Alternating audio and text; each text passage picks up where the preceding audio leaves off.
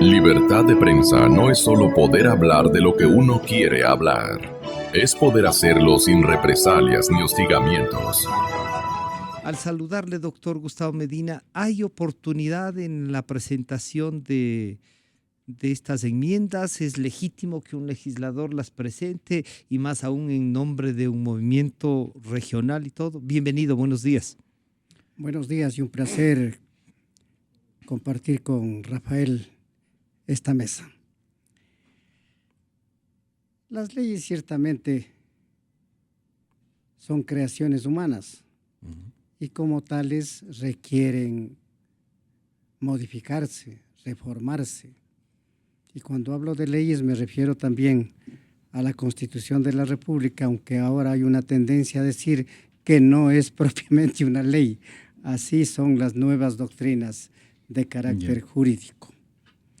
Pero no tenemos que llegar al extremo de querer modificar los textos legales, sobre todo cuando ellos tienen la categoría constitucional a cada rato, porque eso, Melia, afecta un valor fundamental que se llama la seguridad jurídica. Las normas, cualquiera de las normas, y con mucha más razón, aquellas que tienen el nivel superior, como son las constitucionales, deben de dictarse pensando en que van a regir el mayor tiempo posible. Más en lo que ocurre en nuestro país, hay que recordar, y no debemos cansarnos de recordar, que se dijo que la Constitución de Montecristi iba a regir 300 años. Pero ocurre que esa creación jurídica pluscuamperfecta, muy pronto, a los pocos días, empezó a mostrar sus falencias, al punto que en menos de 8 años de vigencia ya tiene 2 paquetes de reformas constitucionales y ahora estaríamos frente a un tercero. Claro está que los cambios, me refiero a cambios, porque ahora inclusive se hace la distinción entre enmiendas, reformas y posibilidad de una nueva constitución. Esos cambios tienen sus canales.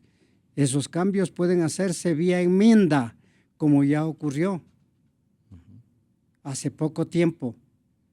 Unas enmiendas que ahora los que la motivaron, incluso alguno de ellos quiere demandar la inconstitucionalidad. Hemos llegado, diríamos, al absurdo de pretender desconocer lo que ellos mismos crean. En materia jurídica general, nadie puede pretender beneficiarse, se dice, de su propia torpeza. Y entonces, si un legislador crea una norma, se entiende que lo hizo a conciencia y él es el primero que debe defenderla además y respetarla. Pero así ocurre en la viña del Señor. En todo caso, estamos frente, por lo que hemos visto en estas últimas 24, 48 horas, frente a un nuevo paquete de reforma.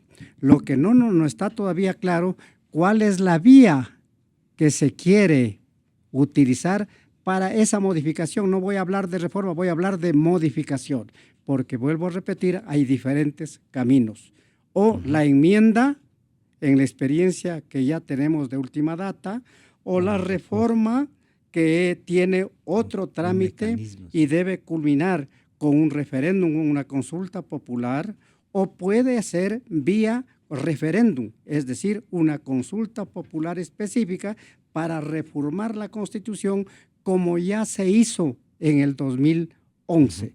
Aunque yo personalmente creo que estos asuntos constitucionales, estas reformas, estas creaciones de normas de trascendental valor, no pueden ser tratadas sino a través de una asamblea constituyente, en la que los diputados, como deberían llamarse, los diputados, para que representen la voluntad popular, deberían tener la suficiente sabiduría y la suficiente responsabilidad republicana para crear las normas, pero no solamente crearlas sobre la base de doctrinas que muchas veces chocan con realidades, sino pensando en los efectos prácticos, pragmáticos, que las normas jurídicas vayan a crear.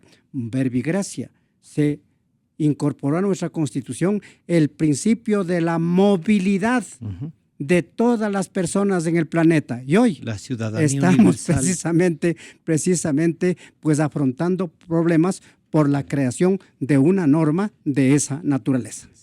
Usted tenía una reflexión y decía, no, hay cosas que se están planteando que pueden ir por la ley, pero además decía, sí, a cualquiera se le puede ocurrir cambiar y eso no tiene que ser ni enmienda, pero también tenía un dejo ahí, pero tampoco debería ser noticia, pero cuando ya es planteado por un movimiento y un asambleísta que forma parte del grupo mayoritario en la asamblea, esto no solo puede ser una presencia pública, sino puede convertirse en realidad. Buenos días, bienvenido. Buenos días, oiga, qué placer. Siempre nuestros políticos nos dan que hablar, los oficialistas y los de la oposición. Esto de respetar la Constitución o de someterse a ella será cosa nueva y será verdaderamente revolucionario en algún momento. Mire, la primera cosa que hay que aclarar es que no hay ningún proyecto de reforma, no hay ningún proyecto de enmienda. Si la asambleísta Arias deseara presentar un proyecto de enmienda a la Constitución, debería hacerlo en conjunto con la tercera parte del total de asambleístas, es lo que exige la Constitución. Así que no hay nada. Hay una voluntad de proponer seguramente a la mayoría a la que pertenece. Lo puedo hacer yo también, o sea, eso lo hace cualquiera. Ya. Ahora, cuando uno habla de un asambleísta, uno entiende que un asambleísta va a cumplir sus funciones y no hacer estas cosas. Pues, un asambleísta es tal y quiere iniciar un proyecto, lo hace bien o no lo hace. Entonces, primero, aquí no hay ningún proyecto. Segundo, si fuese un proyecto, no reúne las condiciones mínimas de procedibilidad. ¿Por qué? Porque tanto nuestra Constitución como nuestra Ley Orgánica de Garantías, como la Ley Orgánica de la Función Legislativa, que asimila el procedimiento al de formación de la ley, como lo tuvimos que hacer en el año 2015, exigen textos concretos de reforma. Es decir, no ideas así nomás sueltas, ¿ya? Sino el texto concreto. Porque más allá de lo acertado o desacertado que me parezca esta propuesta, que lo voy a decir sin ningún ambaje, me parece mala, ahí nomás debería dejar esta cuestión. Porque políticamente le es perjudicial. Mire, una cosa es que uno comente cosas que uno puede redactar con facilidad. Mire, los prefectos deberían elegirse solo a nivel de ruralidad. Y que además debería existir la elección de consejeros, que no hay con la Constitución de 2008, no hay elección de consejeros. Volver a lo Eso, exactamente, volver al sistema de 98 respecto a la elección de consejeros y además limitar el universo electoral del prefecto solamente al electorado rural. ¿Los otros cantones? No, tendría que ser, las circunscripciones electorales que se encuentran en parroquia urbana no eligen prefecto, las parroquias, las circunscripciones electorales. ¿O está ya en esta idea? No está redactado, pero así habría que hacerlo. Pero bueno, hay que hacer presente que esto ya lo han discutido en la Asamblea Constituyente. O sea, esta cosa no es nueva, esto ya se discutió. ¿Qué vamos a volver a discutir 10 veces la misma cosa? O sea, una y otra vez. O sea, aquí no se pueden tomar decisiones. Vea, el valor de la Constitución para los políticos es nulo, porque claro, se ha tomado una decisión, ya han pasado ¿cuánto? De la Constitución, 8 años, ni 8 años cumple esta cosa, y ya vamos otra vez a revisar el tema de cómo elijo el prefecto. Al año otra ya vez se revisó. Ya. Pero bueno, es un tema de redacción no dificultoso, por último. Pero acá hay otra idea que parece muy simpática. Dice, en el mismo sentido se debe enmendar también el artículo 263 de la Constitución a fin de establecer con claridad cuáles son las competencias exclusivas de las prefecturas provinciales en el ámbito rural. Mira qué interesante idea, pero diga cuáles. Es bien fácil decir esto, pues. O sea, yo también puedo decir, debemos corregir las atribuciones de la Asamblea en tal materia. Bueno, escríbalo, pues, o sea, siéntase, piense y haga, pues. Porque es bien fácil decir, hay que corregir las contradicciones de la Constitución. Bueno, pero bueno, ¿y cuáles son? ¿Y cuáles deberían ser? ¿Y qué propone usted? O sea, redactar esta cuestión. Yo recuerdo, doctor Medina, usted estuvo en la comisión del CONESUP, ¿no? Para la elaboración de un proyecto de constitución que después sirvió para trancar la puerta. El gobierno en aquel entonces. Ni para eso. Sí, creo que para tapar un vaso o alguna cosa. ¿Ya? Se hizo en el ex CONESUP, se convocó una serie de académicos y elaboraron un proyecto. Y uno de estos temas se elaboró, oiga, qué cuestión más compleja, porque elaborar las competencias concurrentes, exclusivas y compartidas, ¿ya? Además de establecer cuál es el caso de la competencia residual, es una cosa bien fregada, especialmente si usted tiene muchos niveles de gobierno local. Línea con doña Verónica Arias, la asambleísta de Loja del Movimiento ARE, a la que entiendo que está viajando y nos está atendiendo por un momento. Bienvenida, está con nosotros el señor doctor Rafael Ollarte y el doctor Gustavo Medina analizando este proyecto, esta propuesta de enmienda suya, y le preguntaría cuál su base, cuál su pensamiento.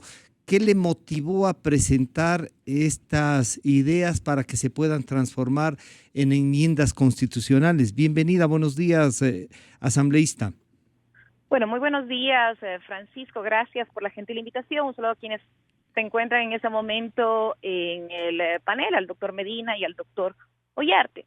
Con esta propuesta, que yo le daría el término genérico de modificación constitucional, ya fue planteada hace varios meses, en el mes de diciembre del año 2015, se la dio a conocer aquí en la provincia de Loja, de manera específica en la capital provincial. Durante las fiestas de fundación, el alcalde del Cantón Loja, que además preside el movimiento ARE, al cual yo pertenezco, del cual yo formo parte, dio a conocer, pues, durante esas festividades, la propuesta, en la sesión solemne, dio a conocer la propuesta de modificación constitucional que hemos presentado como movimiento, ¿no? Y también lo hemos hecho en diferentes espacios, hemos venido promoviendo, hemos venido difundiendo esta propuesta, y ahora lo hicimos ante los canales de manera formal, ¿no? Ante los canales institucionales, tanto en la Asamblea Nacional como al Ejecutivo. Consideramos que es necesario que se puedan debatir temas estructurales, temas que permiten garantizar al país equidad, temas que permiten dotarle al Estado de una estructura que permita administrárselo de una manera eficiente, y también analizar el sistema democrático de nuestro país, el sistema de asignación de escaños. Creo que es necesario que podamos debatir este tipo de temas que son de trascendencia, que son fundamentales para nuestro país, y que no caigamos pues en la mediocridad de escucharles a algunos actores políticos de oposición, algunos candidatos a la presidencia, de que quieren devolver al Ecuador la libertad, la democracia, que quieren echar abajo la primera propuesta de enmiendas constitucionales, de que quieren vender los aviones presidenciales. Debatamos temas estructurales, debatamos temas de trascendencia, y la idea precisamente es esa, ¿no? De poner sobre la mesa el análisis de este tipo de temas que consideramos que son necesarios, que sean debatidos por los actores políticos, asambleísta, por quienes quieren participar como candidatos a la presidencia de la República, que quieren participar como candidatos a legisladores. Asambleísta, aquí en la mesa hemos estado analizando y han compartido tanto el doctor Medina como el doctor Ollarte. Claro, el análisis, se decía, muchos de los temas planteados por usted deberían ser tramitados por leyes, no necesariamente como enmienda constitucional. Pero además lo que se ha hecho notar también en este debate, más que debate, en esta conversación, es que no hay una propuesta suya así en firme, esto se enmienda y un texto en el que se ha de constar, sino varias ideas sobre las que usted cree que habrá que redactar un nuevo artículo. ¿Es solamente para el debate? En el gobierno, cuando ustedes lo presentaron en este ambiente de las fiestas de Loja, el presidente de la República les aceptó y dijo que estaba de acuerdo. Tiene avanzado un acuerdo con Alianza País que le permitiría a usted ya redactar, a más de las ideas, los textos. Bueno, me refería al antecedente del mes de diciembre del año 2015, porque fue planteado en el marco de esas festividades pero también se lo ha hecho en otros espacios, ¿no? En el mes pasado, aquí en la ciudad de Loja, que nos visitaron los directivos del movimiento Alianza País en una reunión del Frente Unido, donde estuvo el doctor Bonilla, el doctor Antonio Rodríguez. Les dimos a conocer esta propuesta, ¿no? Que efectivamente se plantean los temas. Obviamente, pues el articulado no está planteado en esta propuesta, son temas que consideramos que son necesarios sean debatidos, ¿no? Tanto por los actores políticos, como he señalado, como también por quienes quieren ser candidatos en las próximas elecciones. Sin duda, estos temas que modifican las reglas electorales no podrían ser aplicados para las siguientes elecciones, ¿no? Sino de ser tratados, de ser aprobados, entrarían pues en vigencia obviamente para las siguientes elecciones tanto nacionales como locales. Entonces, ¿qué hacemos con estas ideas? Que como nos recuerda el doctor Oyarte, no es la primera vez que se debaten, ¿no? En términos generales, siempre hay que debatir sobre todo los temas políticos que son dinámicos. Ya. Pero hay que debatirlos en un ambiente de sosiego. Ya. No en los ambientes electorales de suyo convulsionados, en donde se juegan otros intereses. Y digo en un ambiente de sosiego, porque no se puede así decir, bueno, pues aumentemos de 4 a 5 años, pero no toquemos la reelección indefinida. Eso me parece una contradicción. Hasta se podría conciliar, si vale la expresión, este aumento de periodo que no debería ser solo para legisladores, sino para presidente y vicepresidente de la República y para todos los de elección popular, pero estableciendo el principio realmente democrático de la no reelección. Un último mensaje, doctor Oyarte. La asambleísta es funcionaria pública. Y cuando se hacen las cosas, se hacen con responsabilidad o no se hacen nomás. Yeah.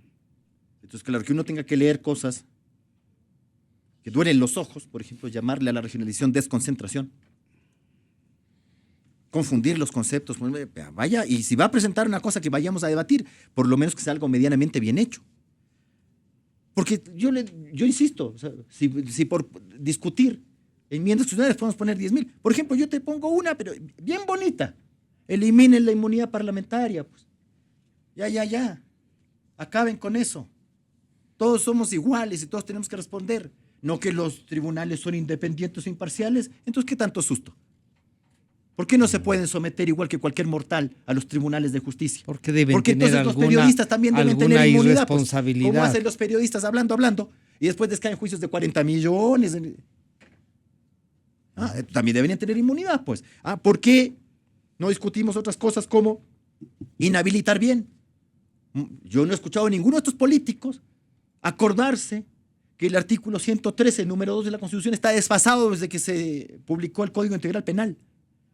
Esa es una norma menor, pues. Entonces yo el día de mañana, si es que alguien ha sido condenado según el Código Integral Penal, por ejemplo, por evasión tributaria o cosas por el estilo, el señor no está inhabilitado. Mire qué aplauso más grande, Y usted puede tener como candidatos a gente que tiene autos de llamamiento a juicio. Muy bien, muy bien. Pero eso, claro, naturalmente es cosa menor para los amigos políticos, cosa menor. ¿Ya? Se preocupan de los paraísos fiscales y los directores de instituciones financieras sí pueden ser candidatos. O sea, ni eso, uno dice, ni siquiera una cuestión que uno puede decir por tendencia política haga bien. No. ¿Ya? Vamos a mantener a la Corte Constitucional. Porque si se trata de poner cositas en la Constitución como que no debe haber financiamiento de los partidos o cositas de esas, póngame también como ya parece que va a poner la Constitución el principio de igualdad en esa materia, de que la Corte Constitucional debe resolver en estricto orden cronológico, pues. No tendrá, pues, la Corte Constitucional casos que ni siquiera tienen admisión al trámite 1 o 2 años después, sin siquiera decisión si se admite o no al trámite de la causa. Así nomás. Entonces llega el presidente de la República, pero rapidito, O sea que rapidito. hay otros temas entonces pendientes. Entonces, ¿por qué no ponemos eso? No que Vamos están tan a- preocupados de la ciudadanía. Su- Preocúpese bien entonces, pues los políticos están preocupados de sus cosas nomás.